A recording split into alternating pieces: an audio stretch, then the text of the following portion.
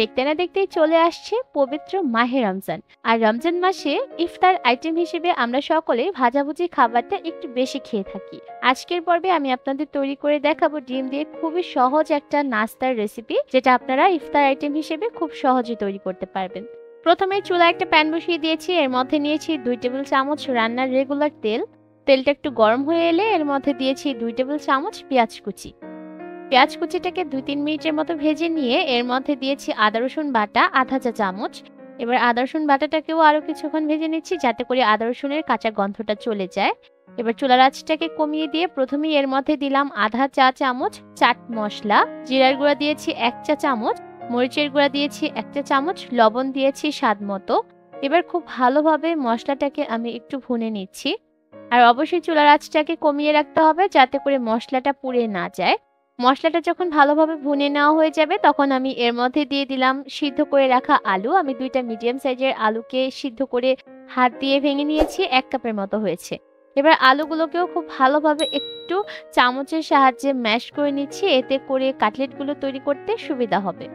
এই পর্যায়ে আমি চুলার আঁচটাকে মিডিয়াম হাই হিটে রেখেছি। আলুগুলো কিছুক্ষণ ভুনে নেওয়া হয়ে গেলে এবার এর মধ্যে দিয়ে দিলাম 1 কাপ পরিমাপে সিদ্ধ করে রাখা ডিম। ডিমগুলোকে আমি হাত দিয়ে ভেঙে নিয়েছি, চাইলে আপনারা গ্রেটার দিয়েও গ্রেট করে নিতে পারেন। তবে এভাবে করে হাত দিয়ে ভেঙে নিলেই আসলে কাটলেটটা খেতে বেশি ভালো লাগে।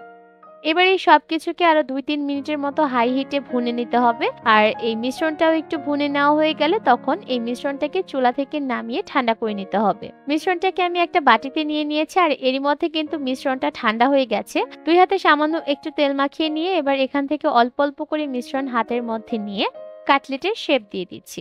আপনারা চাইলে গোল বলের মতো কাটলেট তৈরি করতে পারেন, আবার গোল চ্যাপ্টা করেও তৈরি করতে পারেন। তবে আজকের কাটলেটগুলোকে আমি একটু 3 কোণা ত্রিভুজ আকৃতির মতো করে তৈরি করে নিচ্ছি। আর একইভাবে করে সম্পূর্ণ মিশ্রণটা দিয়েই এভাবে কাটলেট তৈরি করে নিব। এবার আরো একটা বাটির মধ্যে একটা ডিম ভেঙে নিয়েছি, ডিমটাকে ভালোভাবে ফেটিয়ে নিচ্ছি।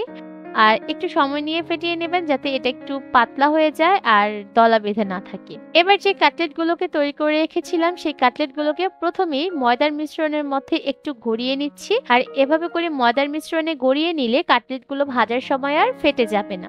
ময়দা দিয়ে ভালোভাবে কোট করে নেওয়া হয়ে গেলে এবারে এই কাটলেটটাকে আমি দিয়ে দিচ্ছি ডিমের মিশ্রণের মধ্যে। আর ডিমের মিশ্রণে ভালোভাবে চুবিয়ে নেওয়া হয়ে গেলে এটাকে দিয়ে দিচ্ছি টোস্ট বিস্কিটের গুঁড়ার মধ্যে।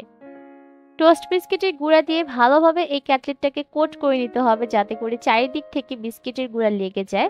একইভাবে করে সবগুলো কাটলেট যখন কোট করে নেওয়া হয়ে যাবে, তখন এগুলোকে ভাজতে চলে যাব। ভাজার জন্য তেলটাকে ভালোভাবে গরম করে নিয়েছি। এবার একে একে কাটলেটগুলোকে তেলে ছেড়ে দিয়েছি। চুলার আঁচটাকে এই পর্যায়ে আমি মিডিয়াম হাই হিটে রেখেছি। আর যেহেতু মিশ্রণটাকে আগে থেকেই রান্না করে নিয়েছি, তাই এই কাটলেটগুলো ভাজা হতে কিন্তু খুব বেশি সময় লাগবে না। 3 থেকে 4 মিনিটের মতো ভাজলেই দেখবেন এই কাটলেটগুলো ভাজা হয়ে যাবে। আর অবশ্যই কিছুক্ষণ পর পর এভাবে করে উল্টে পাল্টে দিবেন, এতে করে প্রতিটা সাইড থেকেই সুন্দর রং চলে আসবে। এর মধ্যে কিন্তু কাটলেটগুলোর মধ্যে সুন্দর লালচে বাদামি রং চলে এসেছে। এবার এই কাটলেটগুলোকে আমি চুলা থেকে নামিয়ে একটা স্ট্রেনারের উপর নিয়ে নিব, এতে করে এক্সট্রা তেল ঝরে যাবে।